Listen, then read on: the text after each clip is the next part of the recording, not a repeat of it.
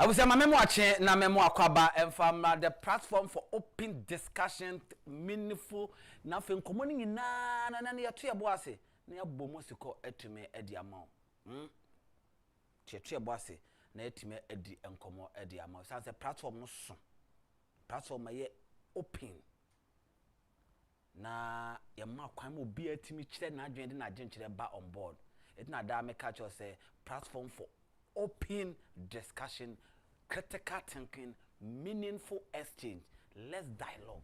What you say? My young didn't come out. Let's engage. Let's debate.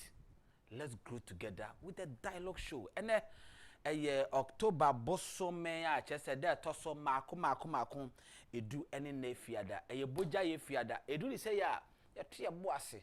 Na ya hye dwumade ni na de si juada e banada ukuada ya woda efiada na ye boja ye na ato bo ase na yetimi ene adi ehon nkoma ena no pay kofi amponsa ena oni ho entina na sante ebo a e de sports no e de ebebre ya no pay na wo wia CJ Winters e de entertainment news enso so ebeba wakwamo na fe ye tre ebo ase na ya hye dwumade ni de wo krata ba dwama so nyina no na yetimi e de amawa no pay fi same ya no ekwa akosi se ene ba no nkru kei etaze ne dwumadi ahodro ewo ho no mo a ye befa na live na yedidi hu nkomo so etimedia ma unim se ne na the new patriotic party as processor wo mo de be elect presidential candidate no ene ne fa ba bia edimu pa ene eba so ne na ballot no eba so at the headquarters of the new patriotic party nyabutre Kencity Media HFM na radio Man FM na 2 TV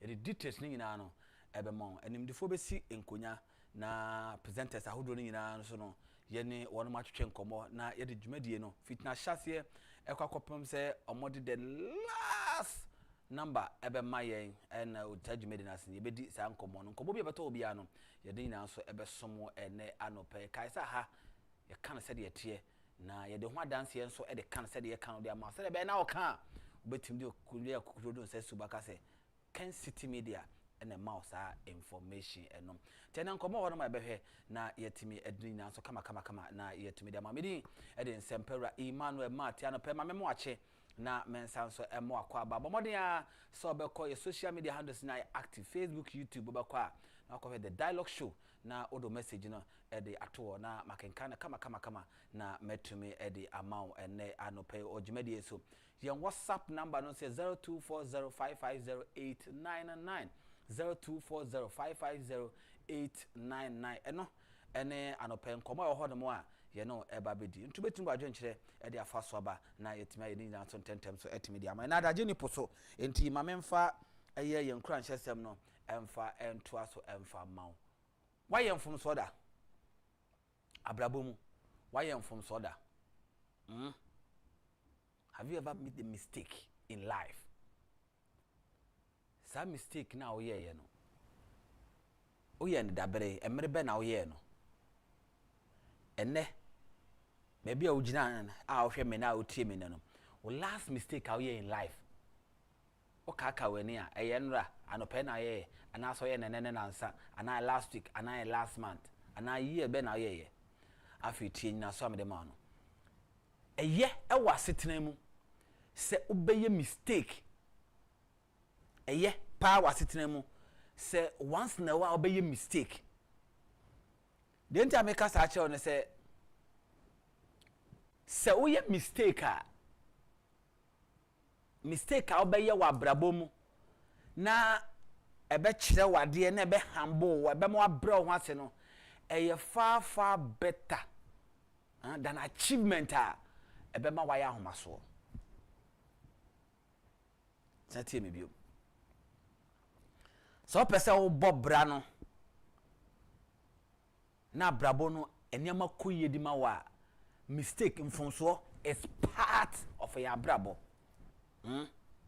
ye dada sitrema na ntituo akwantuo ya koi mistake mfomso eka ho nipa bia o se me de menya mfomso da me de menya mfomso da no emra obeduru ne dayesom no wa mistake ke sia or reverse enyeyi so in life try say obe welcome mistake if you say a teacher kesiye a lesson kesiye de mawa going forward a guide do ma ultimate shape whatever you dream and our future is it here. This is what I have for you this morning. A mistake that makes you humble is better than achievement that makes you arrogant. Enfonso abeye wa brabo mu a tembi abeka bia no wa soba obeka bia no na abro ho ase say na mirika mi mkotu mampa mirika ba bi na mekoye sa amfumso we entiene se me sa kosa kwan no so biom a meto mebo asen eno ye sense beka se my achievement maye we na anu nti obeya homaso if you say osikani ni twa na ni hwe ni ama owogu ho no ka kire ne ho se mekra didi men wo nipa bebra wo do ho beto so if you say na asetre mu no na office wo nye mistake da e common ne da oni hia da enti na wonim eniama na wanya gu ho no mo no kwa obefa so a wo de beboa obi e kwa obefa so a ebe humble no na onim to man ho so na the bible mo o de man no onim eno na megina so aka kire o se enfomso obeye wa setena yimu dada setena mu se bia o kaseti obi na wa no paaye ntempa so ano wapachew wasere no mesrew manka ne yie next time bia se wo kasa o kaye no ma o bra ho ase o kasa mu wana montuo mu dan se oh makasa wa ha ma yedma ko ese mina me kasa ne ese mina me kasa ne ese sa o man no sa achievement o mu bebra wo hwe yi a wo le be fi ho ema wa me ma o metri so na de midi jawo ni denya me nyankopon no is still alive denya me nyankopon no he is still alive o say onyankopon denya me nyankopon no odom ahobrasiefo na hantanfo obre wono mo ase anopai mesre osoroso nyankopon no se onka kai me no mienu na yenkoso amre ye ho ase ye mre ho ase ma mofra ye mre ho ase ma mpanyi ye mre ye ho ase ma ema ne memba if say de onim o kina asem no unhia no hu nanim sei enso onim de oye manemba mame no ase alope na memo ache na natante ebo a I crowd say all the sports no e de ebreye na owia ye besa so aba back na fe nkomo bi aka bia no ye de abeto ase kama etime de ama na wa Jenny Blackstar Puma Blackstar kama pa ena oba yan fan se bo versia na asante jeboa ono ena nefi ada iboja ye as usual every Friday bia no wo de ye support so agoprama so nsem agudie mu nsem wo de emaye on the dialogue show warm up no na aboboda na be tie war reserve sa na position be na table baby obi ampe no reserve one na abo I left back and I na perform ba nim say maboko United a okwo sa oni mo ajimbisa ene mi amsa me je bisa na me kan so sa o boy maboko United ya boda there be obi answer to am and na one boko okwo be ombe don sa be kaka nti ya de nsaka wo de a and there say wo so ko ba bia ya de nsaka yes of course nti sanetin na wa semanyi fantin no okay. It's a black say next last match that be. Oh yes, Sunday. Yes, of course. Across Sports Stadium. Yes. Okay. And okay. Yesha Comoros. Okay. Where the triumphant entry into the United States. Comoros, show mom home. Comoros is share one. Almost one. And Omobaha. And Omobaha. That's to say no. Unfortunately for them, they have nothing. I didn't hear. Playoff no ebeye din. Omo crown se dey na ehu. Omo mu ni nothing no. Oh. Omo mu gu agro. omugu agro udi agro obesa gari di obesa anwa de gu gari mu a ebetumi abasa ba nya set but ye be borrow press before him bi na ye de ama wo say ye betua wo mo ka said ye wunyo said ye mo ye ho no mo no ha asa nyom na me de ayo me say de pa na mi kodin samone ana makai asa obetua o ka said de wunyo ma said ye kodin samone na ate I was there last time you the sports there to answer the we are if I back now for the entertainment and the paper review at the also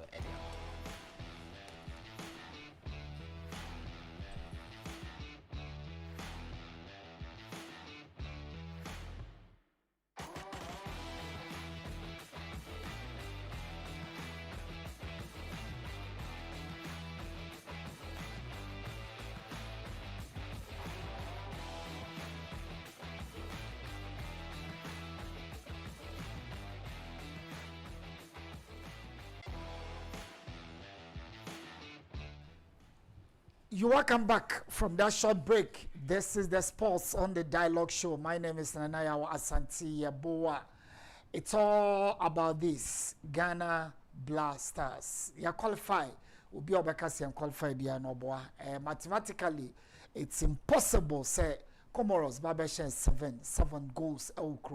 No, it won't happen. God forbid, it will not happen. So Blasters have stepped up their training. The focus now is to make it grand on Sunday at Accra Sports Stadium, whilst the Blasters triumphant entry into 2026 World Cup. Blasters for Anwokika Ekosuru CC.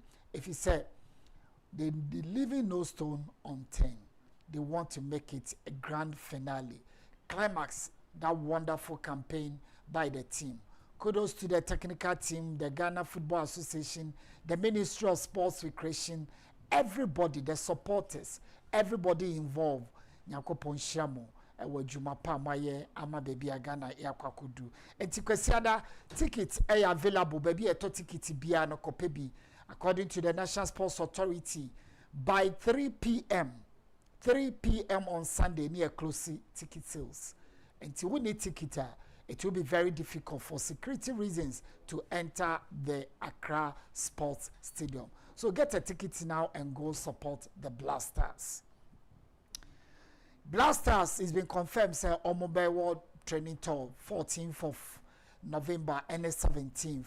Omobe Ball, Japan and South Korea. In a warm-up, that's all the preparation towards a year 2026 World Cup. Kumasi Asante Kotoko ye nyina nim say omo ewo Africa, and at the same time omo war league matches omo ball. Unfortunately, one of their key players, their talisman now, Albert Amoa, or pick up a knock and team now confirm say and running and Sadio Emerson or Messi training and running there or Messi training, but they hoping say you'll be fit to face Nations FC. Kumasi Asante Kotoko hona CAF ese enya de ombepene Emma Kotoko Ayusu Babayara Sports Stadium because a meets standard required for international games. So Babayara will not be available for Kumasi Asante Kotoko to host a year work of Casablanca and as a work of Morocco and Mara Omuno Mushia Ewo preliminary stage of the Confederation Cup qualifiers. So Kotoko bad news then. It's very difficult. So the match then will be played at the Accra Sports Stadium on the 19th of October. Ghana Premier League will continue this weekend with wonderful fixtures. And next Friday, Media Mabe hosted Dreams FC. Ochina and I said na Etuasono Nations any Kumasi Asante Kotoko. Vision versus Gold Stars.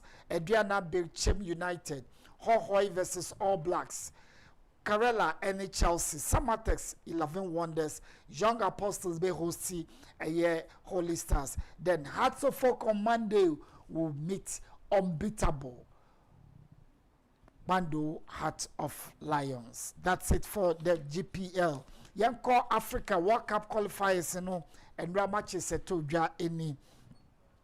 Burundi 0, Kenya 1, Botswana 0, Uganda 1, Liberia 3, Namibia 1, Mozambique 1, Guinea 2, Somalia 0.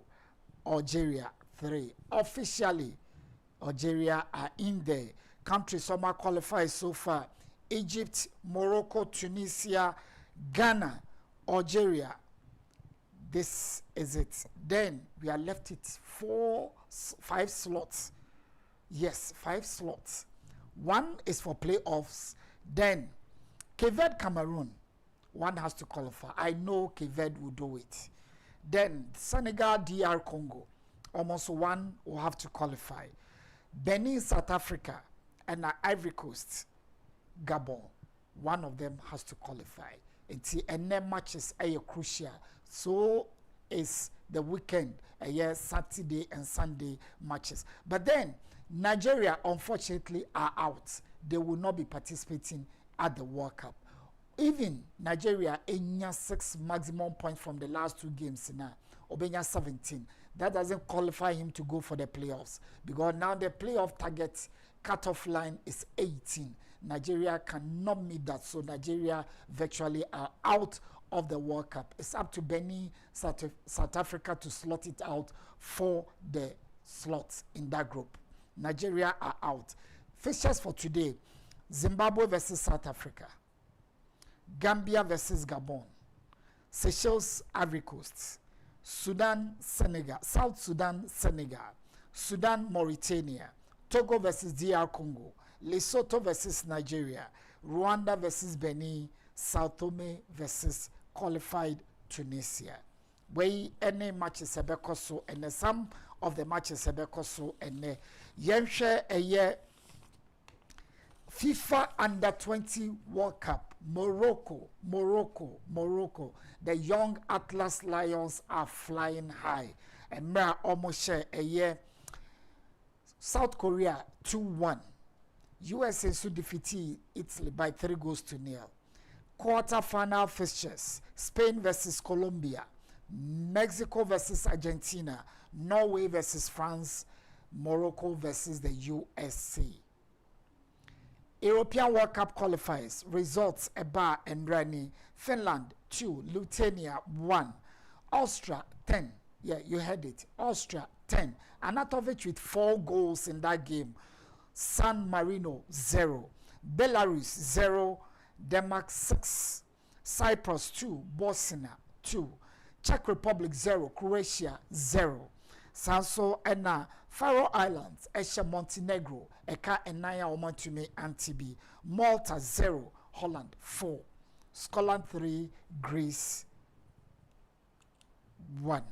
That was it. And then big features are coming up. Our European qualifiers: Belgium versus North Macedonia, France versus Azerbaijan, Germany, Luxembourg, Sweden and Switzerland. That's quite mouth-watering.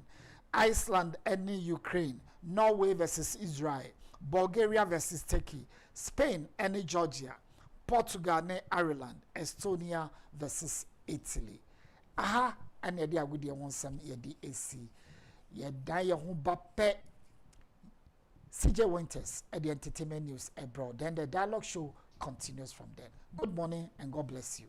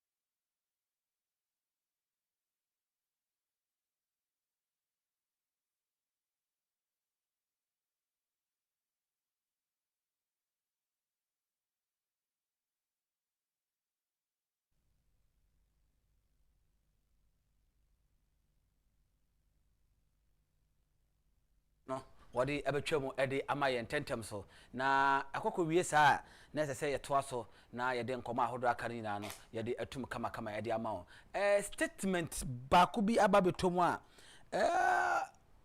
efi ofori panyi efia nkoma ye ba no ye beto ye bo ase na yetumi edi ho nkoma ntentem so na yetumi ede ama ho beka ya na wotwe mu ano na ye bo kase ede efa eye osena se beka ya ye ne dase bedi nkomo na o kase osena se kura na se no dewi a maburu ni ahemfu bi won potemu wono mo ye sese nsu ahodo na ho no no enya ade a wono mo ete ase a wo etu ho anamo na sabre na ye di nkomo no o me ete ase se na yewura ochiman wura na oni Ghana na statement a aba beduru ene anopa ya yensa ka bi ni kire se ye omode ohye ato eye ukọ osenase a wono mo homecoming no omode ohye ato so na the ekane o say order to halt the osenase homecoming 2025 event achim ebuakwa traditional council letterhead ena sa enkomo no ewo so ebekọ na ye ne opanyi a wono ene kasa ede ema eye ofori panyi fie ye ne no akwa edi enkomo ewo sa enkomo no ho a eno so betimi aboa ema ye enkomo a ebedie no watimi ate ase nti anopai mame na wase anopai na memo ache na mensan so ema wakwa aba fi se ba bia duro no sese ye pem kwa ni na medical catch us enche na ye bebo ede the headquarters of the New Patriotic Party na ye de nkoma hodro a ene ebetwagu hono efa eye ballot na won baba ye no yebetimi ede emu nsem na yetumi ede amount tentem so na yetumi edi nkomo ntenche beko eye oforipanyi fie na ye ne yewura dan akwakodi enkomo ede afi sa empotemo na sansem a wo de abebeto dwa no yakwakoyi ye ho ano na yetumi ede amount pay on the dialogue show Daniel mafo oforiata wono na eye kasa ede ma eye ebuakwa traditional council yene no ebekwa kodi enkomo ede afa sa statement na aba abonte no yese ejina galamse no so ana ede so wakote san enkomo no taw ede aba mesa mo video a kire se yewura Kennedy akompre ko wo hine Japan oda so jina de ojina na question bi a ya stress bi sa ne se ohwe ne nsem ne message na onenam na message no the impact of his message on Ghana's economy ne message na onenam no yebeko na yakokodi enkomo ba kwekwa no ma menko na menkonko fa sa enkomo yi tew emfa emre osisi ya na yehu se de enkomo no so esi etie ma menko eye ebuakwa state carry na menko na menkonkodi enkomo emfa mfiri eye oforipanyi ahemfie emfa emma osisi ya anope emfa ma statement a medical aibo emu enchire emu ene anope na ma menko achem ebuakwa traditional council na ye ne yewura Daniel Mafo ofori ata no kwatwe nkoma mesi a kanza otime nka no pa ya ofa ase memo ache yeah oyin no kwa so abedase na pa cho miwura eni ni mpanyi wo mo hote sa no pa yi asa chima wura no he pa ya da se papa ya da se da radia se anopa yi wa ya te nka honde mo krata da mani wa se order to halt the Osenase homecoming event. We are down ma e ba ne say it was Osenase kura o ati wo bapa na Osenase ene ochiman kura fe no e twa so o wa bakosem okay na e twa so hen the thing they said in any no that's where ofuso kogi I be ahe and say abusua baako na efo sa enkonya yimi enti obi di etwa so hia onipa ko otumi sandi snase hen cause omo abusua na found the etwa so no omo anso na found the snase them say ente bia mentimi ho ase bi num ni ade ababusuanum honsam num ni ade abepie ofuru pani fie achame ya transasem no so ye ka say ensem ni bi so eda the judicial committee okay enim okay in fact bi kura so copy regular courts num ni ade okay ebi da so da yewura ni mu a yegu so eka honsam na nche bia ena mehu se eye da sebo fo so kwa bia ye bia hwe a oye etwe so hen da sebo fo so kwa bia ye bia hwe no oyo himpon oyo member of the Agyapong standing committee okay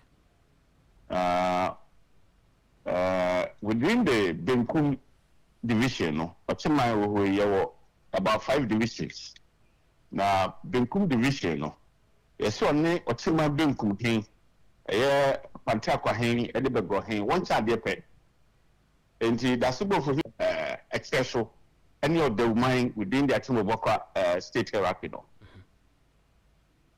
enti bia no hu so raise concerns about Fambia one person one check snase ho no em say ya appointed regent the nasa for Jesus on his cruise. In the interim, no, I can be say on his cruise. To regent there, we need the full authority to say there any control to say there or any or absolute authority, no. Now that's about the Bedouin say between the period 13th of this month and the 19th, no. One will be suffering be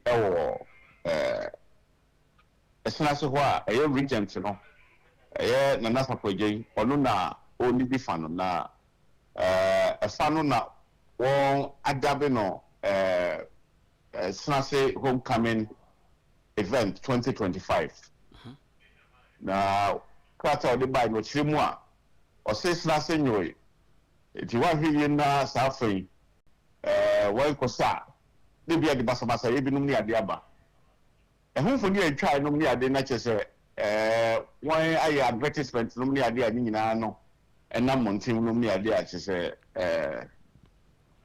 omo ebedi sa adwuma no okay in fact ye hwe abakose no so kakra no ni ade a sa basabasa yi emre bi atwam no ni ade ebi asisi kakra no ni ade ma ye de ba e beda a chairman let us answer lawyer Kwabijan also offer the concerned indigents of or the okay na e ka Professor Kwabijan say onye di paketwa ye ye mamu ha waso wacheman eye or one of the most respected citizens one war Agyapong akwa also a signed petition in the name of concerned indigents of the Edibai, the Ebake the symbol of Zukabi, I be a heno, I be a Edibepo, I shall be in say, Sir, at the Yono, a Yagumadianoa, or to the day or Snazzy homecoming events. A compaswa around here and the Basabasa, you'll be Akobak room. Okay. Saleteno, one copy, regional commander, HAB. Region half. Okay. Was some copy divisional commander war a Samankese and including district commander was Akotianu. Okay. See, I can't let him near the year foot near the free penny hop. Sabi, you will answer only or mem how 10 and 19 capra. It's your second advice. No, Nasa the Yobi so much Basaba. I de abadea ye secret for intelligence no ade so ye ni bi like I say e safe say ye beka say ene ade yo no a e ba so no wan twentwen so ansa okay na achame esin konwa etrase na ye de pepepe yo ne asundwe e ba esenase a ni ade no bi ehu koti anaso bi e kohwere ne nkwa no ne ade a nya de a just ebetumi ayehu bibia so ne me say yes it's like say you safe say you may use your discretion. And you to me can be happy and sana more to among. Okay, sir. One of the reasons are Anunti Sadi or no. Your letter say the Costa say. Osima Mohano, the State Council, and what Timura. Asemra say. So what in Francois Asima State Council, and also the Secretariat near the board at Chamia Mania. So that's why you must say, and I'm present with the award, the chrono. As I may hear, near the Asunjoni Punto, near the back, near about wine now, walk away, idea. Or say, I see homecoming event, you know. Yeah, yet you want from them. Yeah, or be anyhow, they let be a back of the penny fee, say, your coyos, nothing homecoming event. Sabi, what's my own chrono, I didn't know. Or sign for much of the penny, what's my rock, or not an idea. Nti na nanu ba wonu dia de de won hwe so e mo chi mawura it is so the question san now so be bibi asebe e so be boye wura mane se de emra no ya hye no pepepe ye make ye pass wo state council a resolution aye board na nanu nyina mane ni ade se onye bibi wo krom especially major event a wo from manfo on fa adesede emeto the secretariat anim anase nananum awo ofurupani fie anim ansa ne ma ho kwan se kodi sa adwuma no enti ote se ya cho letter bi num ni ade akoma sunase mpanimfo se ade yo no why think so a na ntia. Okay, you're right. You better ask in Chilima or the above secretary and Babontin Sano. Na dodo majo yomo say bia on Tiasi bini baby better no peno and Tiasini in Aba ye jitum say and a man and animal two na ye be your papa see be bought in qua who buying near Japadi home buying say ye be homecoming actually no because say ya sharing qua Japadi bia after an anum besin conyanti ye nim say nim dia na nam dia to kwamuno a man for be jatumu na omo tuso na mo se de be na sumdwe ba afa kwan be da ho ema homecoming na akoso ntia no pay ye be da ase papa so nya daje na oni Kencity Media edin komotitru ene na 2 TV the dialogue show. That's it. Yes, that's papa. I was up now to say, you know, AD and Komoy Anope, a DM Oforiata, where a state secretary, Okuku PMO, a Achim a Buakwa, a traditional council, Honoma, and a Woody and Jumano pay. Medawase, say, when you're daje, now what is and Komoy, Menoka says, CJ Winters, Abba, as usual, and a da if you that today be Friday, mini yano. About the entertainment at the Etwaso at the Amayem. And that's also a 10th October. Still now, no, you da so a war no phone commonum. I gusua ye 2 million for. Says a own call my doctor for him before. And for monsa. Oh, and can't one share say, oh, how be Bamwa. Maybe it's not to an amount. Now I call no my answer. Come. If you say, no for the win more that's any beer or theatre to be a jidi owu name no for some fast war. Ya won't no for any order. Unyini no for any order. Remember no crowd here, the abomo title. Into a ceremony, man, monko checking for my why? Make a man, me say, Fakoma expert. Man, cause of Faku Jina baby. Na fakoma obiya dabi fakoma expert manka se fabra me cameraman no biya dabi fakoma expert that is a medical doctor obiya expert na o exam kama se de beye na bibi boboba obetimi ahwe na watimi aso ano e de ama ye fanse monhia CJ Winters na or the entertainment no e de ba what the workings dege boge dege ojane na so papa at the age or that's a virgin. Oh. CJ? Yeah. Hello. Hi. Oh, but I love your outfit. So, oh, yeah, I love it. Thank you. I love it. So love it. Oh, okay. When it's Friday, oh, no. Man, today, what kind of today? When it's Friday. When it's Friday. Today be Friday. Mini yao no. Bye, Hey. When it's KJ Monday. Oh, no. Sunday. When do anything. Because already no, you send the code that. But there's a one. ya send ko e se fiada enye dey yentufu and then they say no mintufu TNT no ya send oh what you say importation no ya ye ho arrangement dada ejuma na set dada ejuma na set oh ya adwen ti no dia beka bia na yente ata brante bia na ofa fe no say ma fa se ma se ofa o say na e fiada eno am ye mistake man kan kire o ene ye be ko all night ofa ye ofa o say so say one can entem o ye mistake ene ofa miss my mistake ofa be say ko ya de okọ be fridge no na green bottles no go actually o say ofa we me tumu aka se yenko enye yi enti em faje afoforo point chona me ne pe no le point I was just with that said na quick answer na me ko no work hospital no oh yeah oh mark check yes bibia you okay bibia you okay yes so me ya kama pa sa doctor ne kwa no ye bema ase mema na amutai umtumi ye ni umtumi ne ese ma no oh okay that's to me doctor ye ma me no ye bema so ye ne kama pa ye ne kama odi nkutokra ne nsa ho no odi check se bibia ye kama CJ odi nkuto na check so ohwe se bibia ye okay ani ne massage massaging okay so ohwe you na se bibia ye okay na akwa for massaging what you okay. So I did both nina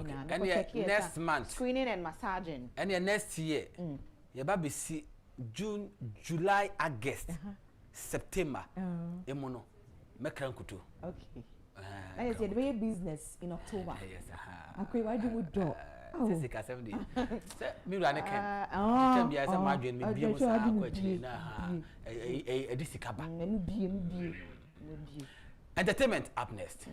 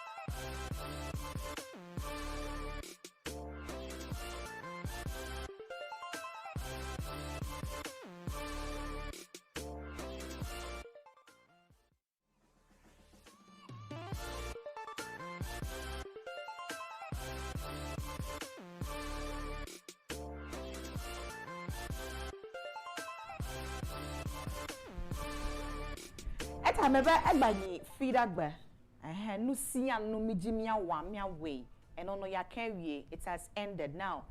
Let's move into today's business. What do I have for you today? Today's Friday, you know.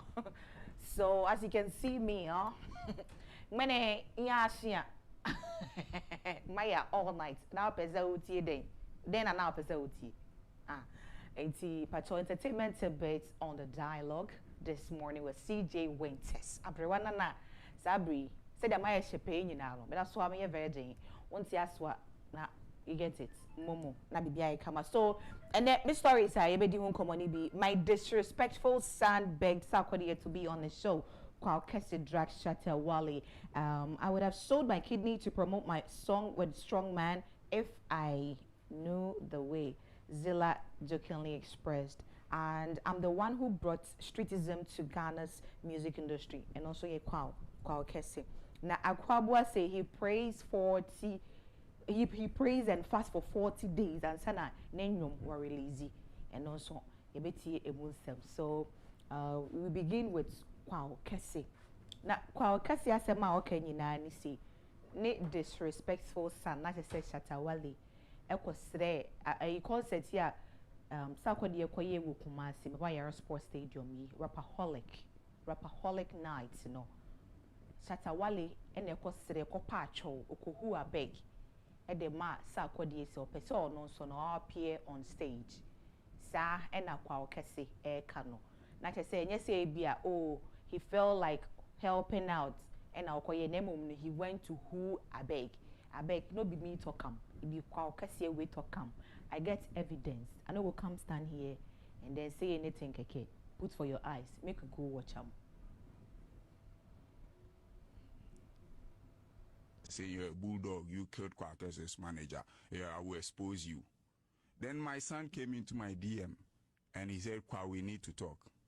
And I gave him my number. My son never called. I tried reaching him out. He never responded again. You know, my son doesn't respect. He has disrespected everybody in the industry, even Kwame despite. My son insulted him. So if you are disrespectful, just remember that somebody knows the same game you are playing, and people will disrespect you. You see, so it's like that. There's nothing like you hate somebody, you hate this. No, we see my son insulted Sarkodie to the bone, and the next thing he was begging to be on his show. We are growing. Did he beg? I don't know. He called Sarkodie to be on his show, but I'm saying he showed love to Sarkodie. It's not love. If you love somebody, you don't take phone and insult them from head to toe. No. But the past is past. It's bro. The past. If you forget your past, you can see your future. Your past plays part of your growth. You see. So if you have done ABC to people, just come out and say, "Oh, this thing I did it when I was in my days." Say. Okay, so Kwakese say it is not about showing love to Sarkodie, but he actually begged Sarkodie to be on the show. I mean, the Rapaholic Nights, no. Shatawale begged him, but not about say he so much loved him and he wanted to be a part of or support him in one way or the other, but he begged him. And he called him his disrespectful son. Right, so Enra, not Oman FM, Metre, Mejuma, Nesuye Dankasa. Ebe, and Kumotre brain, so na Meka Bakupe and the Diatro, which is say, Ebrana, Kweku Burundi.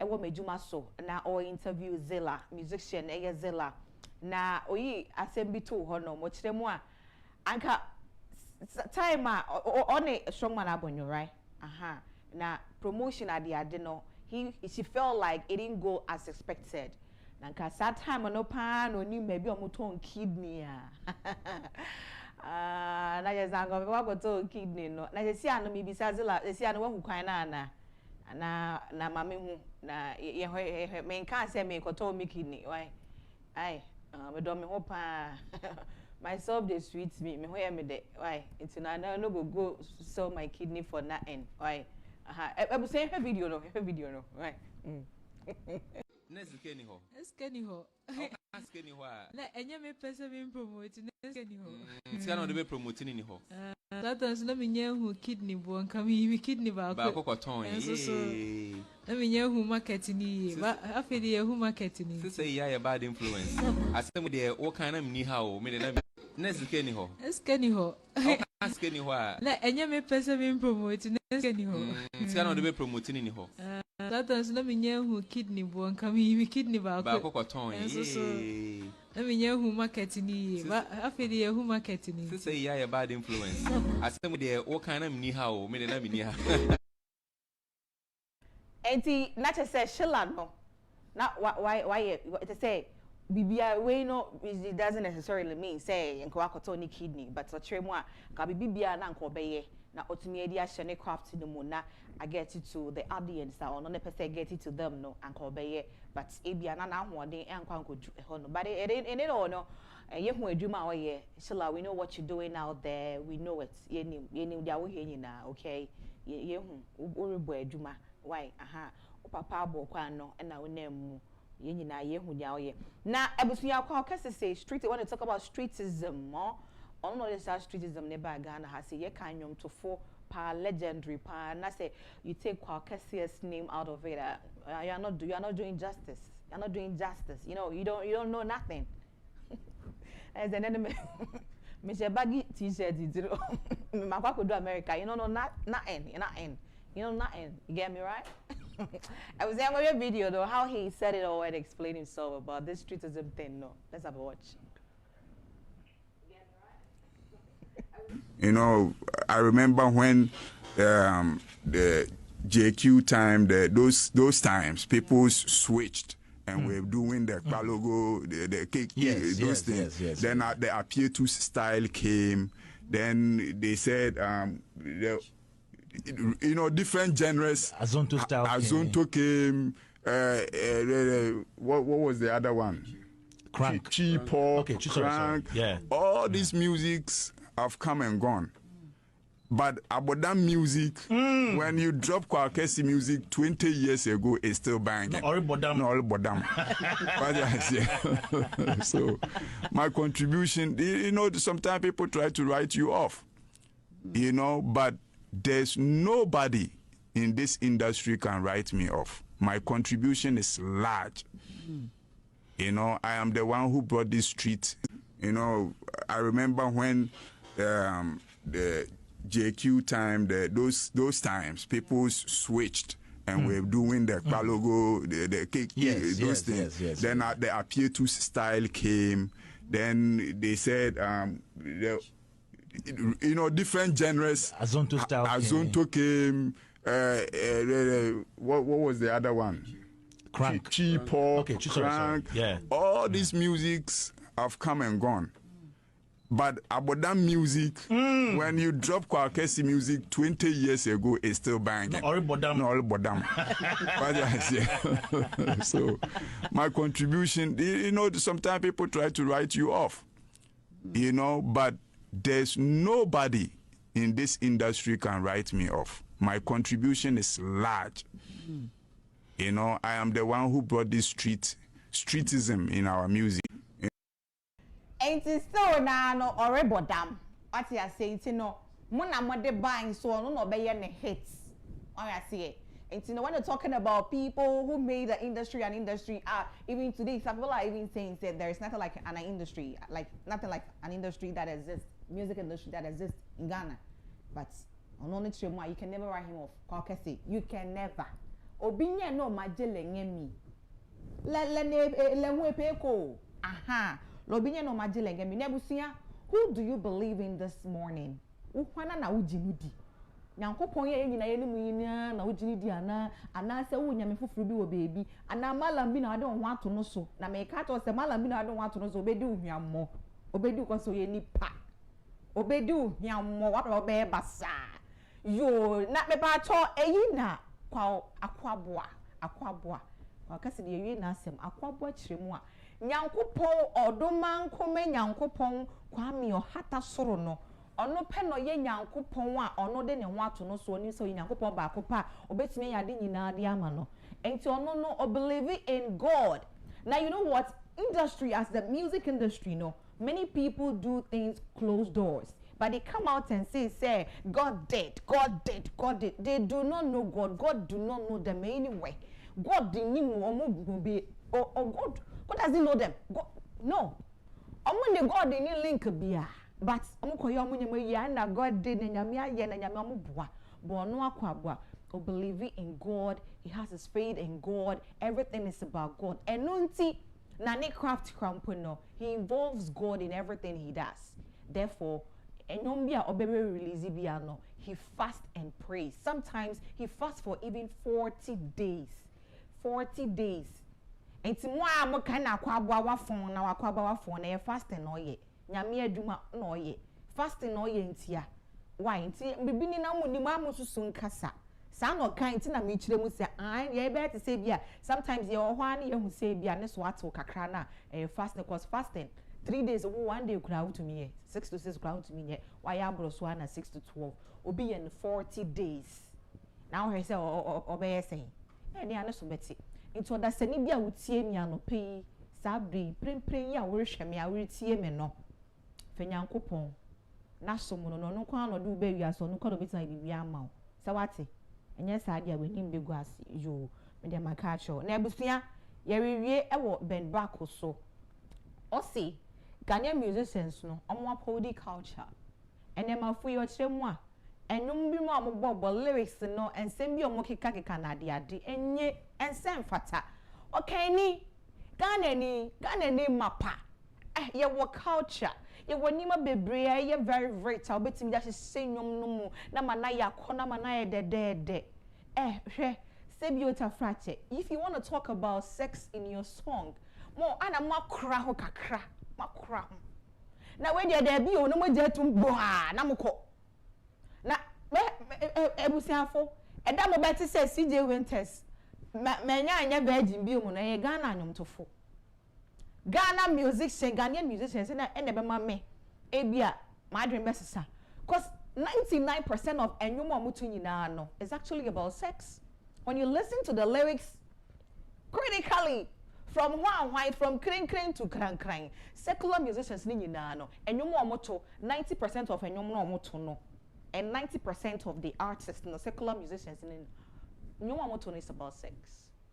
It's not na new team kra na ofele so onkoye. Enye nyame pa ne nipa minim se meye na me pese meye anka ba na kra metietie enyom minim kwa ye bone e wo se meye but me suro nyame a me pese me ko suro ahemam na me pese me di bone bia na te say I have the title and I have it and I cherish it so much as a virgin na baby a menyi edui 96-year-old lady na me da so a me ye virgin no me te say enye bi obi antumi nya me hwe ma me sesa ma adwen da but ben bako si munsuade heda obi te say that lumba asem no obeka obeto nwom no ba onti asimpo da ade ye the dictionary abesu wa chire mu ansa. So you should go back to those things enyema bi mo ho amfa nhye nwom no mo and dem afui pina no indomi generation one omonim nema bebre kreten samo no mo fa bi hye nwom no mo oti na wanti ase a ukọ interview by interview e won na two television as o man fm a oba be chire no wa suade enyom to no it should be a lesson and as education it should educate and they be na sex aden huh nyom to fa Ghana for home ebusia me de ensem no ebesi na breast cancer awareness month. We all know that we are in October, yeah, so every morning makato say I'll remind you about that and I'll give you a tip on your breast. Okay, when they talk about breast cancer now, many times people do things that it's only about the women, but the men too. Okay, so when I'm talking about this, it shouldn't be say it is only for the women. Okay, because when you talk about cancer na baby hunam ni baby utiko ka ona ngase cancer betinya to baby a na to ho nso dia uti ato enti ene no ye hwe omo a empempi na no omo drive no okay omo cast omo drive no obi wo ho mo beto nsu na wanom ebia wanom anwie obeja to car no the following morning na say ebecha owi abehwe nsu yi so sa na wasa betam na wasan yanom. Many of us we do that. O heme utie me oye enye kra enye ma ke kasisi enye mani a wonfa wani hu e won su no mu enye beye bi na baba ye obibi o but owi ahwe nsu yi so sa se bosu ahwie gu nsu yi so a ahye kai mu an emu hit na mu ade ate na wasa betam nsu no anom e pa cho e very dangerous. Aside the breast cancer no, it is also not good for your health as a general person. It's me pa cho oyo obi a utai no plastic bottle munsu a esi uka muache me pacho me sere wala bomodi asa obejai yi wo hu fi mu enya ade a ebeboa ebusia me de mesam no esi na ene eye me beautiful madam be me birthday, okay, my beautiful sister, my beautiful everything, Just Be Palace CEO Edema Just Be Palace me pacho ene birthday Jessica Esiedu Boateng, my sweet lady Jessica Esiedu Boateng. Today is her birthday. As beautiful as Agyapong, you see how beautiful she is. She's got a beautiful mind, a beautiful soul. Everything about her is beautiful. So CEO of Just Be Palace, Ablekuma. Today's her birthday, and we all are wishing you a happy, biggest, sweetest birthday. The Kencity Media, na two television viewers, Obibia, everybody. Today, everybody is thinking and then talking about you because it's a birthday, you know. People are going to wish you the good and everything. And may it heal in your favor. I love you so much, girlfriend, and sooner I'll be coming around, yeah? It's not going to on your casino, you know. Everything should be in place for you. I love you so much, and you know that. CJ Winters, my name. Everyone, I'm a virgin from CJ. So the dialogue continues from here. Have a great weekend. I love you guys so much. Bye-bye.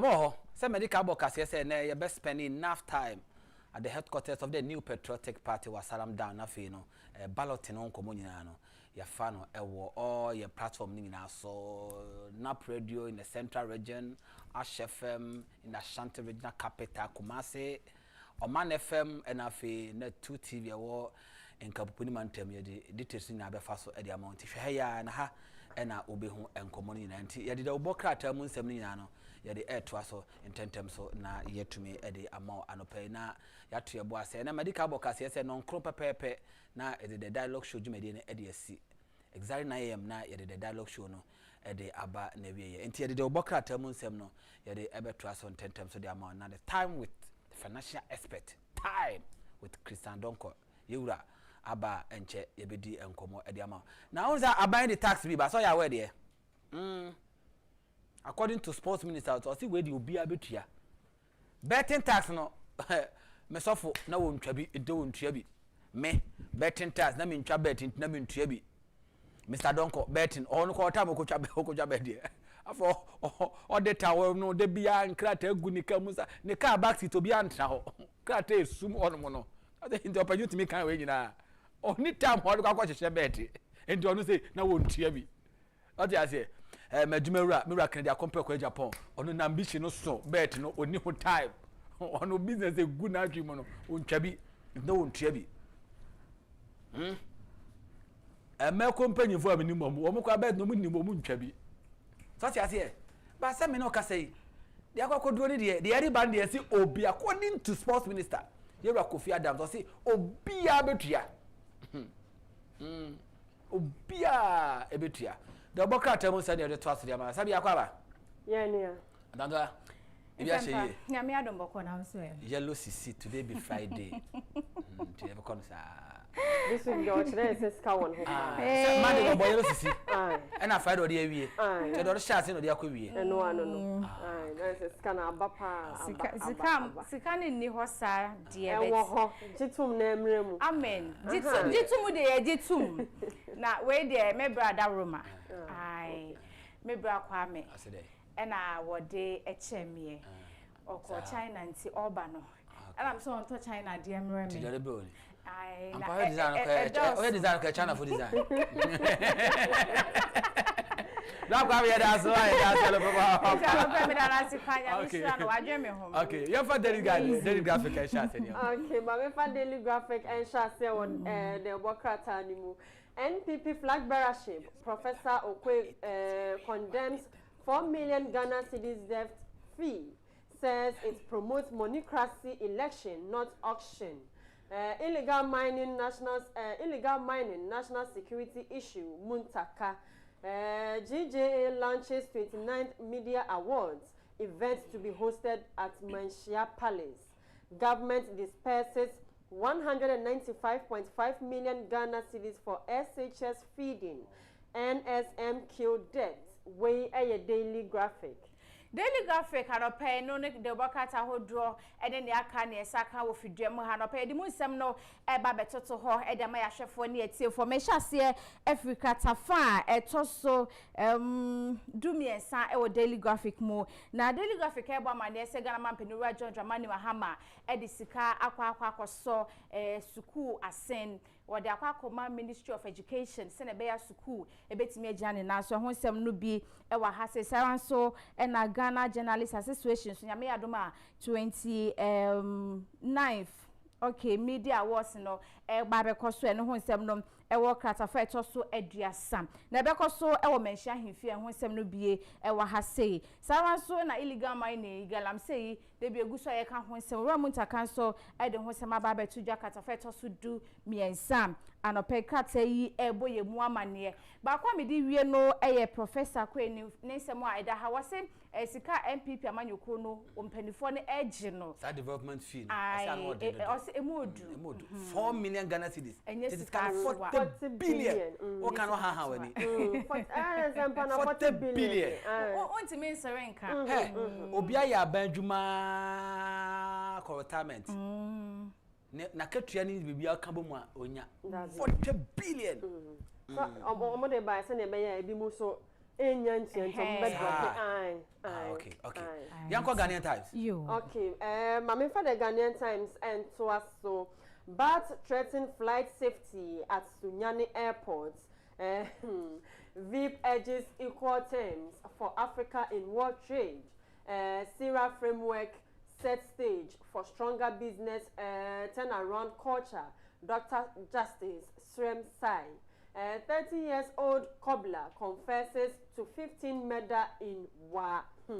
I was the Ghanaian Times. Yeah, the Ghanaian Times said to us so at the Amarkrata fair to do me no and I may come in semi efi. Now, Sunyani Airport at the Babeto Jana Ocean for Nini Swam. Who say Empine, Apine, I almost draw so pa. No almost send the Apine at doors who you know, and no more Emma set Elupe Betsu, and I'm post etuna AC from no enquiry penny for share, no more Yanshabi and found who ansana planet me to Anyasana almost say Apine doors who you musa. Ama yes, she mom engine, my back of for how dear back. Omunkum we and I snare more Apine. Who's up and Diba could Apine Dankwa and a mianable. So the mianable. Say, all the Ampine and Quaya. Obey no.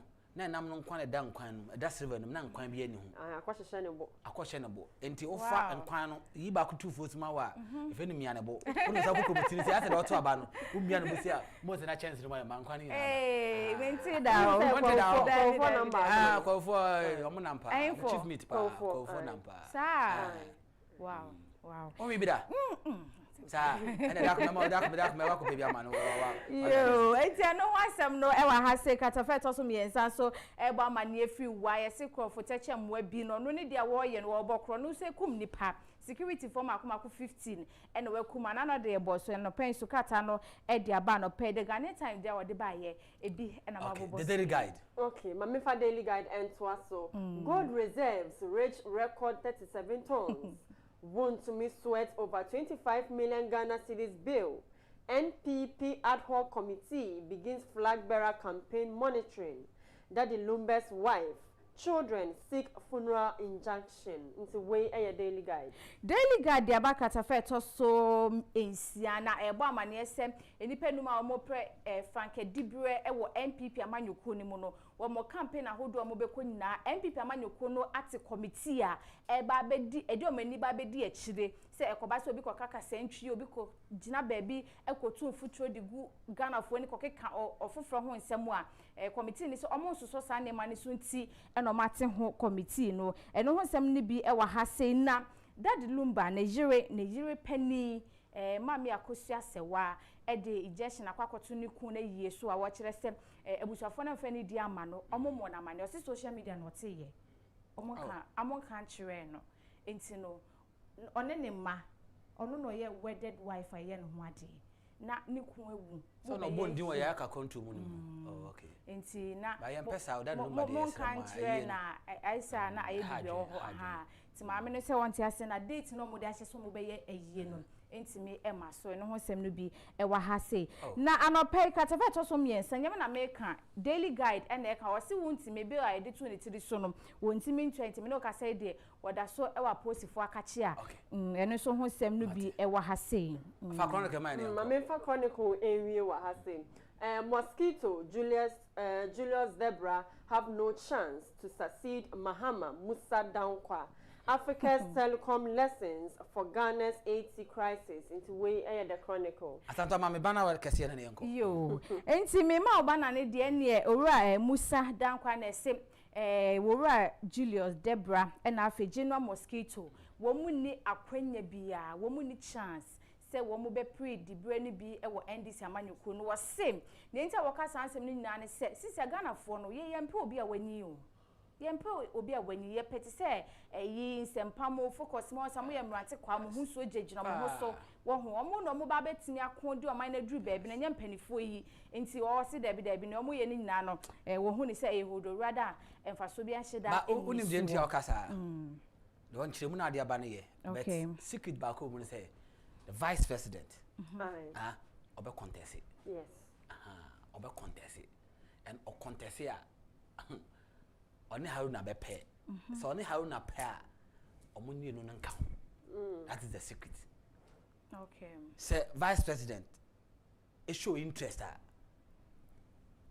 obefam famwa oni haruna combination no be ano be hye papa enti anu na kan bi a sa nkomo na sha ase eboba nti na nso obehu a vice president ne haruna idrisu asa omo ma yonkofa no say ma title mo pa yi ba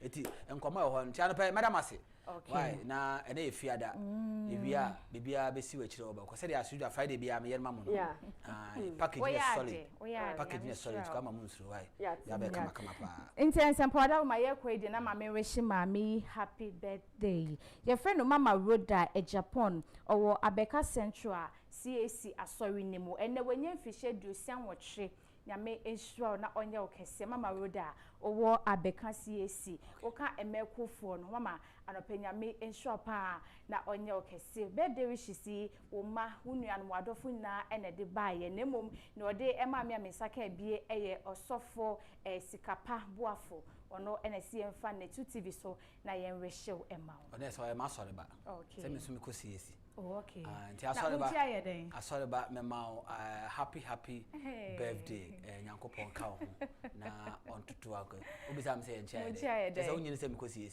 oh there be I'm a member of the Christ Apostolic Church International, the only Pentecostal church in Ghana atwam 100 years. Okay.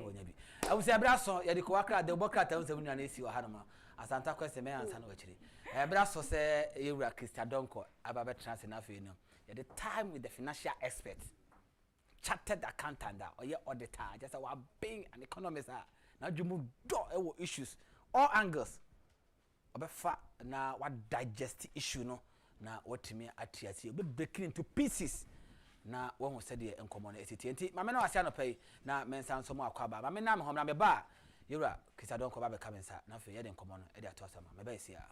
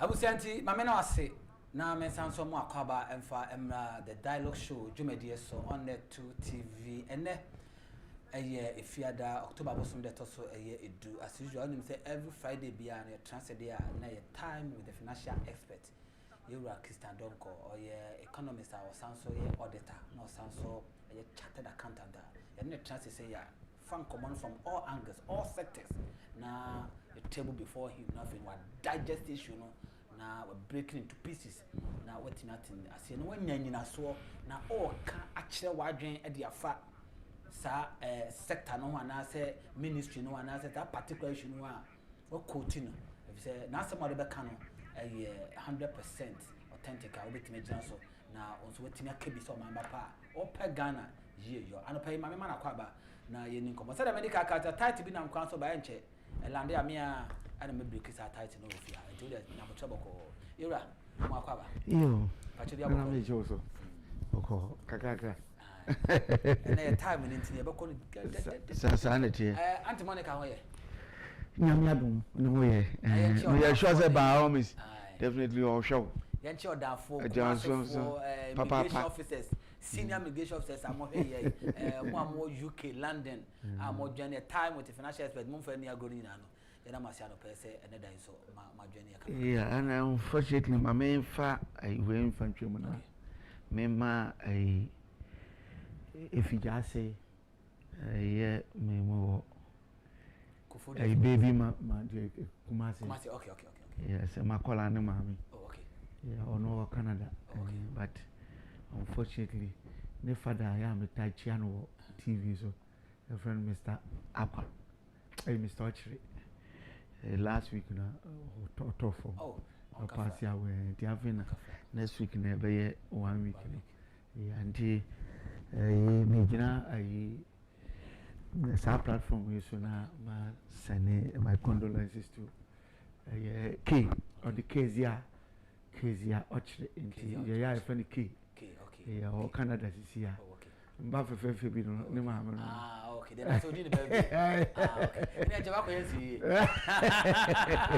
ne ba be no the rest of me fi jaza ko yensi that papa de masem pa no share every day yeah okay unfortunately o call of kakra and eno ni ade abeto me no kakra and ke ma me ne nuanu na me ja kwanya so no ma wo hwem ayina empapa mu ya papa no matter how even oh mama no papa amudi 200 years now pepe mu and yet is a matter of the heart enti baby o bi ano especially ke onya abotre enti no na nyankopon no dem ono aso na je you will be fine after the barrier that's a problem enti ayan share nkomo na se na ma memfa we ma Yura Christian Don Kwaba sports minister ahente Ghana for na ja no adaroma say I am ready wo hono yemfa no ma Mr. Don Kwaba na ye hwe se taxes ahodo better tax aban ye hu de no position be ifri wono no de osan so de aba na nsonsoro ya e wo better tax anyway emo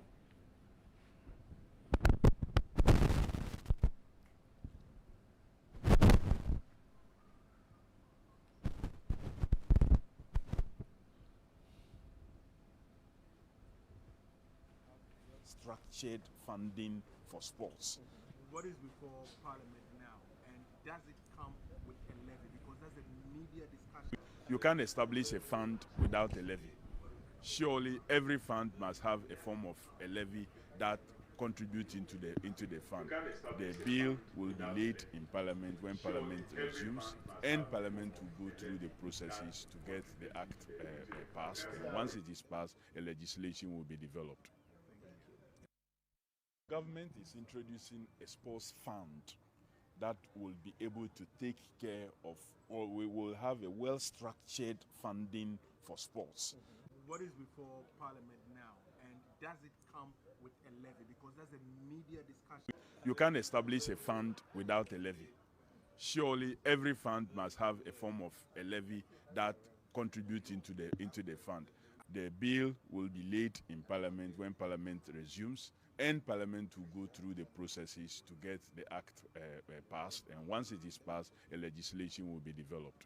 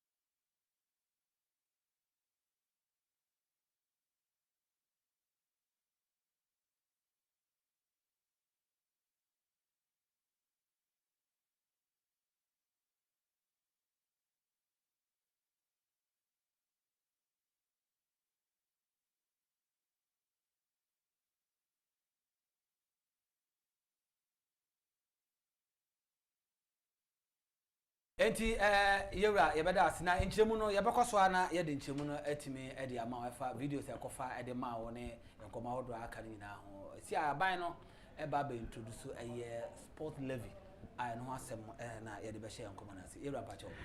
Yes, enti we share two major categories of raising funds. Either you generate it internally or you go and borrow. Okay. Yes, and to be honest, normally the two you complement the two. Okay. Yes, you generate it internally, and you can't raise all the money you need in a budget internally. Okay. So normally there should be little borrowing aspect in there.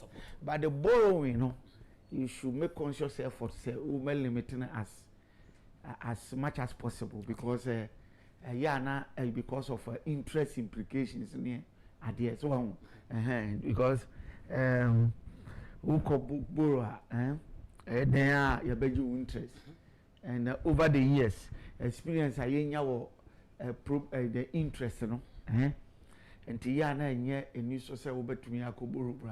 So what I say, because we share Ghana now sharing debt profile, any revenue you generate here, salaries, any even interest payment, any principal payment, by 70 to 75% of our revenue we generate. Oh, okay. What do I say?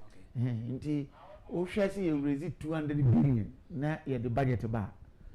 Interest payment, any salary, over 70%. And you realize that you have only small amount that you can use it for developmental work. What do I say? And you know, you say you make sure that you minimize the borrowing. That's what I say, because when you go borrow, it's debt. And that is how it is. But you see, the problem with NDC and then Kofi Adams, you see, when it comes to them, when they are imposing taxes, they are taking money from Ghanaians. They do it with impunity. I know they don't care whether Ghanaians suffer or not. What do you say? It is when the MPP is in power. Now, propose to BBA. Then they will find a way of using babies with sharp teeth to demonize it, to the extent that people will believe it. So what I say, I think I'm your angel. Yes. Look, this government of Baye say a one number of taxes are going to any sika what GV amount for new fresh introduction of taxes near the idea. It's unthinkable. I know she. What do I say? Every step on the way, they are proposing new things. But akufo-addo and Kawaka growing. Akufo-addo bet propose a D levy. Yes. Any na to forcing. Ye levy pe aye introduce here. And no Kofi-Addo say what worker. Or see ye levy no crowd ye dodgy. Send na uzi kan. Because me ko twa better. Ye dodgy. Me boa. Me gay. Me boa. Dodgy. Ye levy kwa so penso a dodgy. Sanity. But mo di levy obetua. When we ye dan. The mo dey first levy mo dey buy upo be. I know they fine me boa. I know e good me boa. Why is atu force no be introduce that there no? Ye levy, ye introduce ye. Kano foriata ade atu force mo ye. Say. How can and the Ghanaians sometimes also believe them. I'm at to force the crack of parliament say the next NDC government no omon taxi Ghana only be here for omon taxi womo. Dabi no munin komo be near India. Dabi ene wo. O dey share number of taxes are we introduce you to the extent that even lump sum petrol credit you to me the lump sum percent you grad to so 1 cedi for what a liter or whatever. 1 liter. And to move 1 gallon of 4 cedis 50%. Ni na ye be better so. Now if electricity here you propose within a certain period over 200 and something %. Imagine a Akufo-Addo na washing as how we introduce you. What you say? So if it is about them, it's okay. It's good. What you say? If it is about somebody, but it is good. So what you say? Look, me manyaka say MPP. Look, the next government if you are coming, any tax they will introduce. Don't make you promise me as I will buy a baby tax you for. Now to buy you for Juma. As simple as that. Because when the MPP came to power, that after how many years 2017, 17 taxes, Papa is scrapping in every hole. Because that time we were in a very serious financial difficulties. In spite of introduction of 17 taxes in what me manage economy took us to IMF. 10 years. It took us to IMF. They are doing some 4 years. Slash, you couldn't negotiate IMF conditions. A bit to my mind, we say better deal. Yeah, we are say Niamu can't be because the economy was so bad to a point that Niamu can't be to the extent that you suspended we say employment into public sector. You have funny power army, you have funny power police, you have funny power all the ministries. What you say? Teachers say employ nurses, natural backlog ojato. Please, are you getting that aspect? And Akufo-Addo, he needed to turn things around. But then remember, say no very serious policies also to implement. Into 10 things and around with IMF near the other. What you say? And then Niama say, PK better. And I COVID no be boom. Better be beer and a buy. And to COVID near the buy no Sabio, say who chill. What IMF? What you say? Emma, what COVID near the something need control near the other. Russia and Ukraine war is over din boom. So we have a very tight corner. That time no neseka you reason with the government say or introduce even tax be internally about can support no. And this is for say Dabi. It was that time now introduce you levy. And take a young black that compassionate. Remember she said that time no we implementing free SHS. I'm and collect na school and now ya onion say some is here me DTA. Free SHS no. And now get higher. But it was a Akufo-Addo time. Everything was going on. And now on the way to take care of the children. And levy, even levy, no the condition. At one, just a window of but I went to me and dodgy. As how they demonize it. At 2 all the babies were shouting. We couldn't find it over the patchy. Send me, I was here with promo. I see, Ghana need a 2. I don't know, 78 million guys. Million managing. We'll come to that one. Champion. One, and I'm demonizing levy. Me say, look, instead of some demonizing, and what to first, why you minister paying? And wouldn't the implication of borrowing and trying to do something to generate money internally? I should know better. What I say? Move for the troka. No can very simple. Sanya, ube ordinary person understand you say Akufo-Addo cool economy. I usually suggested say you levy no inside say we be scrap no cran nka your argument should have been say yemfa you levy no cran yemfa target a certain aspect of the economy to say abia and now propose sports levy na you levy no that you levy na you try the identity and here man ka say and your focus sports wo sika ye be nya yemfa nkwaje sports who does it?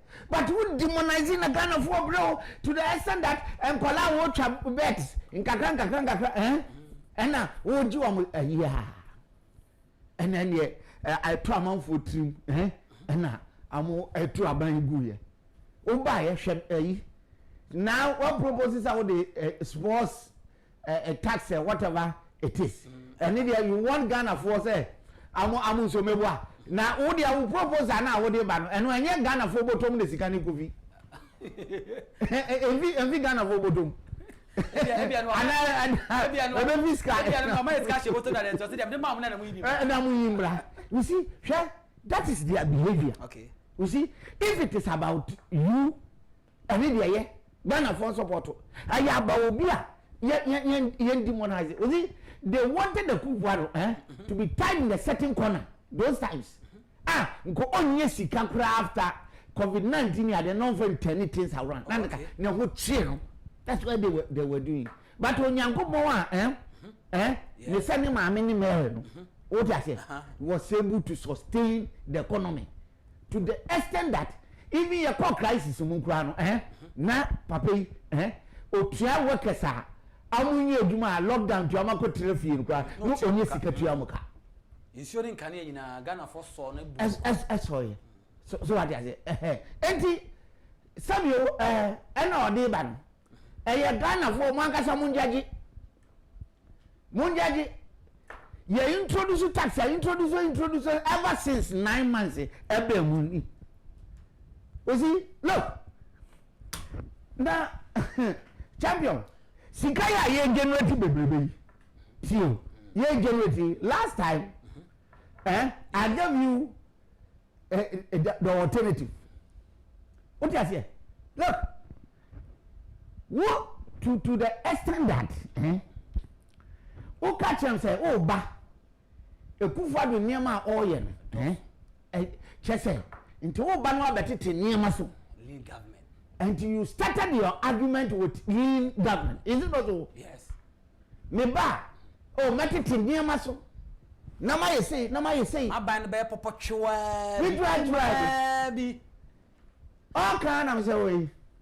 Na nipa wunim na nopa. We dan so kan ya dia hwene ne nyuma. Okay. Enti me na me ni confidence wo. Sa ni ama mo kan bia. But Ghana for be be. So let's leave them. Look. Obai was what number of ministers. And I say look. Will be employed more in disguise. That way, when we more, Yes. And starting 88 ministers, the Akufo-Addo crown what is about 88. No, so the this system, me boy. Idea here, me say, what's our this one? What is significant is we do comparative analysis to make sure say, ahina Akufo-Addo na otisono or employ 88 no ahina na osmani. That is the bottom line. What you na was otiso about system my yan want to spend ahin how much na was spending, and that is mean simplicity.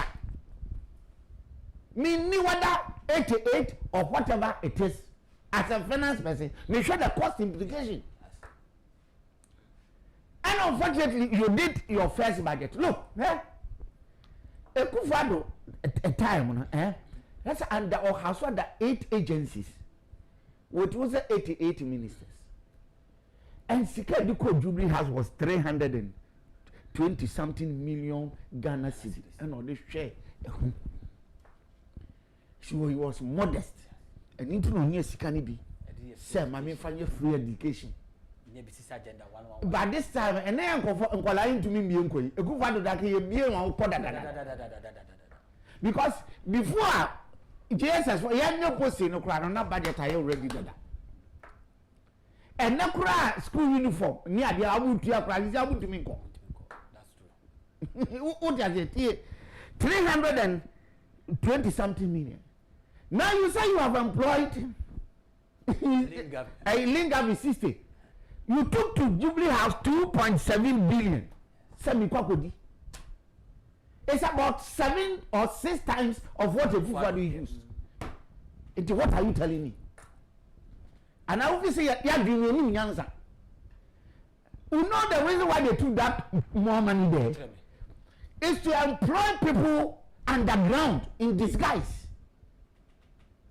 You better be sure at the same ministers. Because we 60 ministers not kind of 60 regions there or no. 1 point staffers are in charge of all the 60 regions. Yes. If I 16, if I can't 16 on a here. Yes. And anyway, the idea back 18. 18 what? Deputy what? Ambassador Meboa. Good for time, four of them. Yes. A good for the time, I check it. And look at latter part. And I'm saying the second part, you say about 6 ambassador, deputy ambassador. Wait, 18. And you know something? 18 ambassadors, you know. Obia salary is $7,000. Hey. One, and rough calculation, look, $7,000, you know, for each one. What they multiply by 12 for 1 year, Now they multiply 18 now, what for more? $1.5 million. Lean government. And 3 years, we have 1 year, but we see our point, I'm maybe 3 years. I have $4.5 million. Or the amount, and whole budget only be 2.7 million that Jubilee House. Now allowance for this way, $140,000. I have $150,000 a month. A year, so allowance a year. Okay, yeah. So times 18 people, I had $2.7 million. Lean government. Lean government. 83 years, you know, I'm beginning. I had $8.1 million allowance in associate salary. To Kabomwa, with the recent deputies here, or best money $12.6 million in a war. Not nursing 8 months, you know, Osu, Yumpianica. No, 1.2. I'm calling deputy for what? Don't you have ambassadors? We are wasting the money for nothing. What kind of is that here? Negotiation, Papa Ben. And what point to win? Shesika was one, no nursing, a soup. Teacher needs soup. And the Ghanaians are okay with this one appointment. And you know who journalists that Mama appointed this thing minister Wankasa more can hold a gun. How you see? I will point this hand of one idol, including Obia. You say or akufo-addo. Now defense. Yes, former chief of defense staff, deputy. Sano or akufo-addo na o like akufo-addo formation. No, or akufo-addo. Chief of defense staff, Ekwa deputy. What you say? Yes, is Sunipa na Saman. 1.1. Look, beyond that, why there's a committee? Maybe I have a committee. Located next to me, national committee. Problem is that I overheard a TikToker be now more compare. You see, nurse for me, Luby, Ekasai during the demonstration about Christian White now. All baby, yes, I'm for send mobile 50-50 to be there. Yes, you see, when you are talk well, Nan your Kasa, you say, and I'm saying, more TikTokers in Akasa, you are also dumb to what? I'm sorry to use that word. What are you talking about? Obia you human 9 months in Pianica. I'm also not Casabodi at Sesame Zanua. Who's on the one? You all better. I was sending sadness ni white na no na ekoye ne na minister no be shia mo no men yeah na so say wo say demonstration ba ne ye ko bedi ene unko demonstration ni ko ye dey mini wo sika ni o she green no na be de mama ni di kono ka asem because yes kan che nipa eno na ma o ma ye sa mutra na mukoko nipa ko bra mu ta kan no when he was in opposition no na numa hye mo ka che Akufo-Addo ene wo be say ye godfather we is who please say na me the woman do incident we feel te Ghana na wo dey ko send no what is send no do we are what is next obi on come board asama kire na o schedule o ka asama kire eno dey o kan na next time we this eno na ama ya say later come the ba say oh yeah MPP human so what so MPP intibi we see yan kan of clear what you say yes atam say sika we dey akoto Jubilee House yidi we here no one impose taxes on us say yentia because we are prank of war in disguise we said there ni appointed we answer we want another appointment baba we diko and Ghanaians you are okay with such a what you say yeah free such na I mean see parents are you happy and we told you this and strategy on person do good ni say oh greater crowd ni ama so de akọ Bono region western region Ashanti region ni akoye ode yeah it is ye wa na wo na untimi a look na ne odo ba na ti aba na be ya ne se ene esi a no ene kakra ro kono untimi de ene na say Akufo-Addo time kakra ba Akufo-Addo time they student ne inform be say enu 30% bu 70% about now attending run now 30% right your borders and 70 a day what I say I don't to me who force you to take up the position yes what I say why 300 staff of the YEA employment agency what country I'm demanding on 10 months salary. My main videos is evidence. We are occupancy 18 deposits. I'm on it. My amount is some of the two. I know I why see when I'm at capacity. Ya new biaka, young Kuti.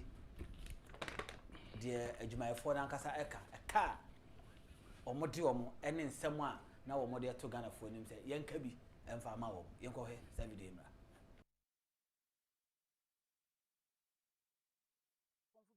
Pam ni menyi na fi school mu a school fees kra wonya bi ntua enim guase bebre woto na kwabrane ye da woka wakobobo sia de akotua school fees ni ye da woka ini afram na no pese ye besrem ye de tomonim cause the members ni bi anya stroke say no ka say wo dem ye de tomonim na enu yewra John Dramani Mahama ye mampanyi ho na oni ye CEO Mr. Malik Basinteli nkasa na bosumi ayaya adwuma no bosumi duni ontua eka enti ne efrem ha asema ye kan nyina ho krata asem wo ha eya adansidi a ye betimi de adi adansi de be mam de ye audio nso so a ye meetings ye ne ye bo sha o sha se ye nkwa adwuma na oba be audit oba ye ho evidence nyina no ye wo ha ye de be mamu nso so mapushi bia mama mpanyina mamu ye da mase nanu bi ka na ko sha no akonfu because ya pam ne manyina fi school mu a school fees kra wonya bi ntua enim guase bebre woto na kwabrane ye da woka wakobobo sia de akotua school fees ni ye da woka ini afram na no pese ye besrem adanse emi ni akwakofa e de ama ye tumre a on the dialogue show ye tumre a on the 2TV on Kencity Media ye tumre a ni a kire osie na ye tu no e wo so na wa nso de wani be kwakohwe say ampa imre atu ho no ma na adanse de ama o se apam ne school fees na basentere omayeke onko ekeke na se Basintali no ho sa amobo onkonkwachi wo mo so so wetua ana mobo onkochi we see intro ni ade a the amudi power no the sitting say who opposition no di intro what you say who Basintali who hanenu who that akota TV so atra utwaye once and abafa wo face young guys are one you can't even pay them. Some of them catch open. Yes. Maybe not open. You can't even pay them. One look, yen jaw na she soldier tade na bekum nipa. O ti ase na yes so. Tano ko say da me catch you. See how yeah. Nipa bia no say criticize obi ye bibi na tie kire na criticize na one criticize ne kwan so a ubenya tumi na untimi nyahwe. Dabi untimi nyahwe. And you see the bottom line is I am tro o di ntro di ade a Nyankopon shira am also da. I'm telling you. Those who lied, look at the actor. Yes. Sam John year one. Yes. Look at the character. After the DSTV now. What you say? The one who lied, or yeah, one of them. And look at the mess at the ministry there. Wait. Obenyan Kofua, Obepe Kakrama, Sam John will not resign. It's a shame. Look at yourself. One of the MPB, you will not resign. I'm saying it's a shame. No coffee over there. What fool now? Who been your crazy? What you say? Look at the mess. What you say? Share all of them. Friends of the party. This will try to draw. Now what time you sika? What time you sika? 70 something 80 million the amount for the Sovozu party. Now why? My phone number. Soon. I catch up say UT 24 economy. The same job. Management. The amunga yo bona ketia mai. Say ni pa 300. Said and 24 economy and 900. Na 24 hours. Na pon yen job kai na 2. Na 24 I say one job. Three people. It was the two back. Oh yeah, young starting go. One pon yen tia kai o. I want to brother. 10 months ago. Now only two so bad account. Say some me 3. Can you imagine? Workers into Amoka. Enti adobo na say 900. About 900. And I go there times 10 months. 10 months. Times 3. I said, oh. I said, I'm growing the head. I'm telling you, I'm growing the head. I'm telling you. Look, I've said it time without a number. Me say akufo-addo achievement. On to me get 10% of it. I know the official. Mark it here. Mark here. Because Ejuma Ben, look, because I was say 9 months when I'm saying you don't grow better if you are not to. What you say? We didn't start having a walker a short. Something a catcher will say with that period, on to me yet. What you say? And my Ghana yes and yeah. What do you want to grow the kind? Now, champion, what are you seeing?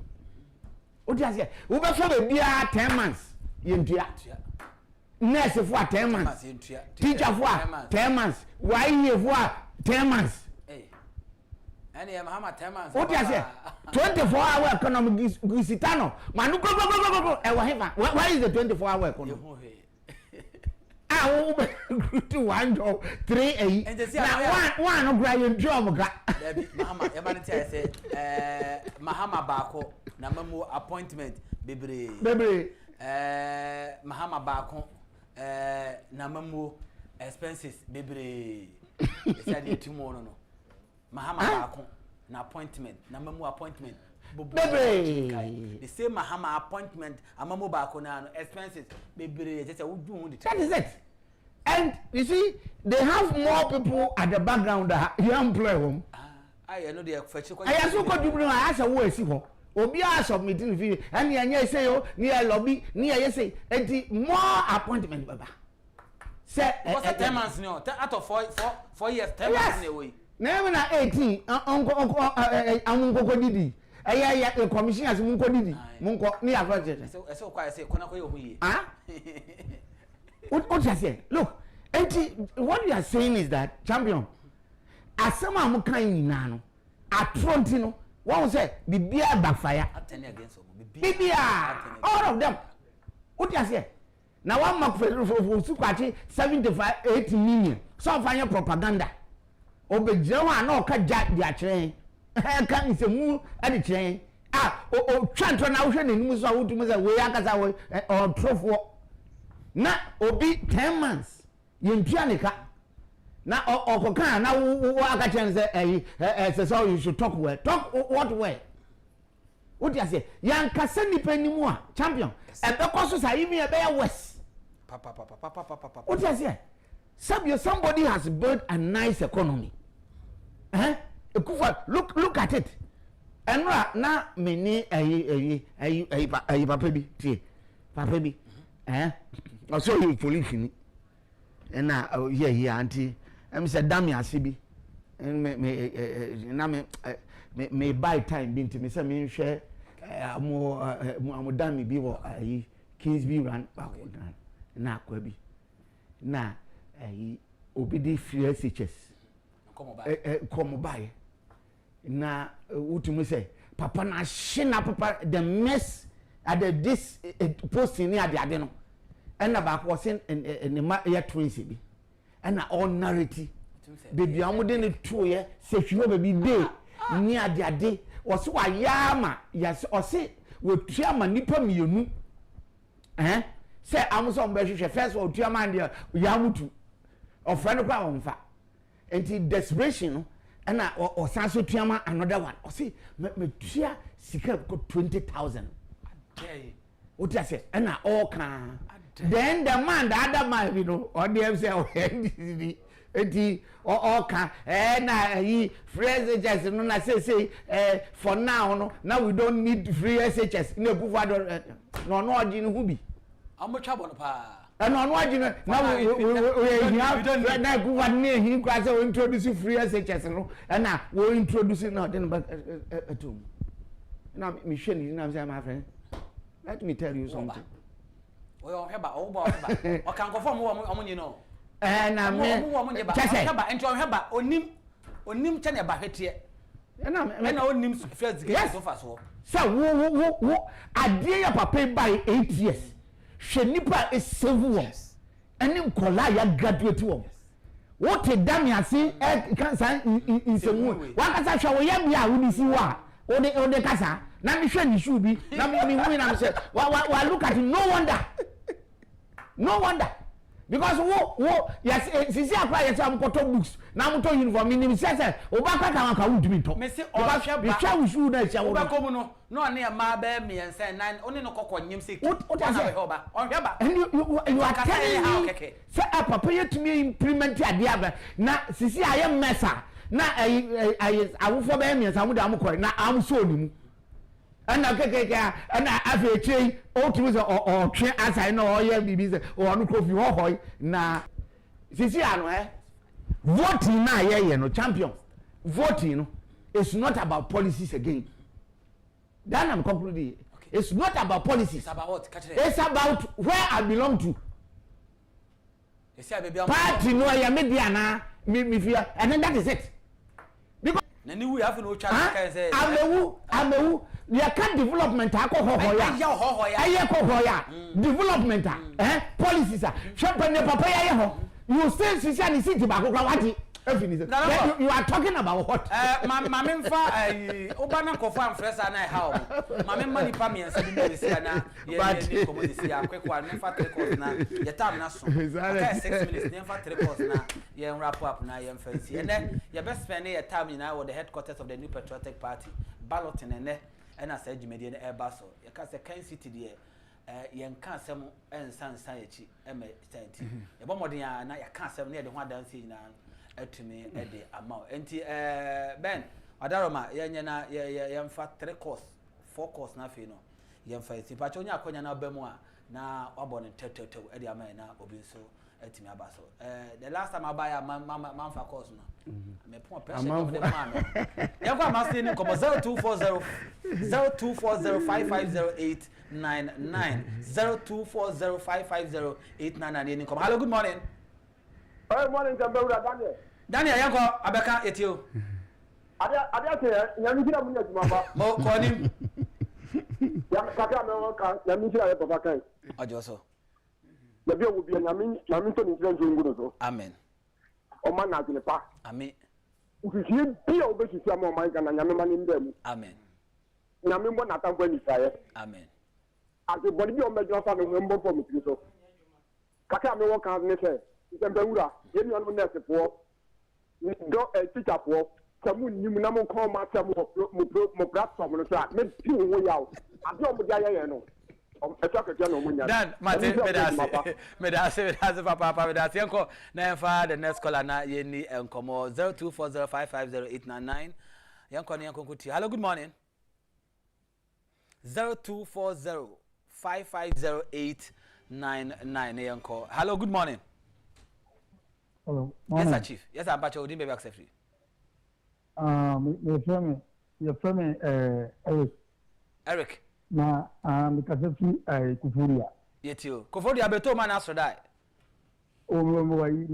Ya chemakrum. Ya chemakrum. Okay, I know chia fifi amache mama why? Basamati. Yanko yetio. Before cho the me de fire service issue between. Okay. Fire service 4 is up to date and look at it. Since 2024, President Akufo-Addo, it's each year rent allowance. Emma fire service. Emma they car 1 quarter pay, which is 3 months. Up to date and look at it. Your 10 months need the up to date about each year fire service allowance no mind. It is some of the 2 months. Which mabo abandoned with next year fire service rent allowance no mind. Why you need to demonstration and I be and yes, them one way. Fire service be bread. Okay. Up to date, each year allowance no mind. Okay. Mate, me da se pa, me da se. My uncle na yemfa the next call na fe no. You need the next call and in komo na yanko yemfa NC 0240550899. Hello, good morning. Hello. Yes, sir, Chief. Kasafi. Bacha first, o Kasafi. Kumasi. Okay. Pache tio. Bacha that's now you sports side. Then upon my interest, for our boys, yes, I play. Yes, I toss no ball of okay. Mate, that's and also I joined today. My last call, and I feel me the fridge money in ano at me about Nevia. I come 2 minutes and me from my last call and I feel of refu chat na yefa fridge money NC. Hello, good morning. Hello, good morning, open section and open Michelle. Ghana first, Ghana first, you're Chamber for honorable Kaja. I am a Christy. And income financial listener, Otto channel. According to honorable Kaja, 31st January, the Coco Sumano by Yama. Okay. Financial listener, wish you. That's only why I tell you so. You got that, no, I've got border with me yet. And I'll blow what we can send some money per channel. I intended that amount. We are come back and on about here. It should be there. In some of the Panaka, some papa Panaka. Then it's for the Tamil. Yakupo have noted to 1st January, election been every year. Okay. Now you got 2028 and no matter what I call, no one will no. Omato soon. Yakupo Sylvia. On chance so. Madam Sats Papa, Madam say, Hannah, dear Fredman, you fetch me, say, and then me upon 9, intina, mentimian to our program, so I'm for course no. Amfa and channel opani ba ko takrade na me na okufodia feno George Foley oye media panyimu pa juma wa bi wo pa oye juma wa graphic o hwe pa o se men kasa no pese ochia o chia papa se men so chia nti Uncle George and pay chia papa yanko na fe no memfa be. Yes, I think say obisu send me anya sa anya nurse for na yin kra ministries ni bebre and fire service can book it and then unfortunately your time no fire service for them other ministries visa you see by 10 months ni we crowd the am workers dada o ni entua ni ade enti next week and then I watch it. Yes, and that's research na amwa ya do am kan na na can you imagine champion say 9 months ni entia bibi ma untu boto how would you survive and then yes baby school kwala ko school obetua rent water bill and ya sister journalist they say Mugabe mono ade akod US ho akodi that dollars unim dollars you see each day be $20,000 per diem obeba no abet owia no abet say oye a program bi no o didi Akufo-Addo atem no o didi am people my yam ye de amamu amamu go ahead Shall look at the mess. Every step on the way. Bibi awu replacement free SHS. Enuni. See, look. Me who the structure of entade amukoto uniform ni book amukoto book kamomwa. Enu ye the first thing. Ansana the rare prospectus so beba. Enti awufo awuto ekutuo. Maybe so say. Enti how are you going to finance this one? Exactly. Appointment na obenye sika dia gotua we. Ya ye ni dey so aka ho. Ese wo ko na wo sa so ko rent. Meanwhile so obi asan so agim ni sika di. And then this ni bia wo ko natwa or your agent. Fa sika bla mi ko company. No waje no akodi. Grade A schools no omoji between 15,000 to 25,000. Grade B schools no between 10,000 to 15,000. Why? Enti sa no ma hye ne sa enti pese wo do ba no ko bia pacho wa wo se wo mpe MPP na wo pe NDC dia bani Mahama Mombo Bakon disappointment bebre Mahama Mombo Bakon appointment bebre Mahama Mombo Bakon expenses bebre Mahama Mombo Bakon akatwa ye ntua nipa bebre kombe die kroma eman speni yes do aka mama fa birthdays no trust ma na ye nkoye na ne odi wa woda happy birthday to you wa me saka details o picture no phone so dia na exam we show on net 2 TV so dey kind of happy birthday nkoma mama Rhoda Agyapong a member of the Christ Apostolic Church International ewo Abeka branch ho na wo mama happy birthday to Nyankopon tu nkwanem na oma apostle nim ahoden no ebe mrawo so na faye adwuma eboa Kristo asafo me da papa ene anopa nti yes anko the next one na yemfa no so ento aso mfa mam Naomi Akosua Owusu women organizer at Tema Central when you're 50 years so happy birthday to you Madam Yankopon ka ho na omma on connected a ho den hom na wo mu no anya adwuma na anya adwuma na nso aba bebre na mfa so entime emna so happy birthday to you Madam Naomi Akosua Owusu Yankopon ka ho na onye okese papa we say happy birthday nkoma Jessica Esiedu Boatin Jessica Esiedu Boatin happy birthday to you Nyankopon tin enum che na oma na adom no enye kese wo say na Friday enti ene no na ye odia o cha ye odia kwasi ada makwaso ya koda nyame ase enti koso na chile sa so happy birthday to you see that Nyankopon ka na onye kese asana asadia na ya fancy here we say happy birthday nkoma Emmanuel Apia or a CEO I think ABTV CEO of RATV at Acrosso happy birthday to you CEO Nyankopon ka na onyo kese kopim se obe kese papa but dem say ha and e brebe ba yakwan ma ye the time with the financial expert you were Christian Donko ye dey see next week same time ye be shia na yetumi edin komo amana kwachire pa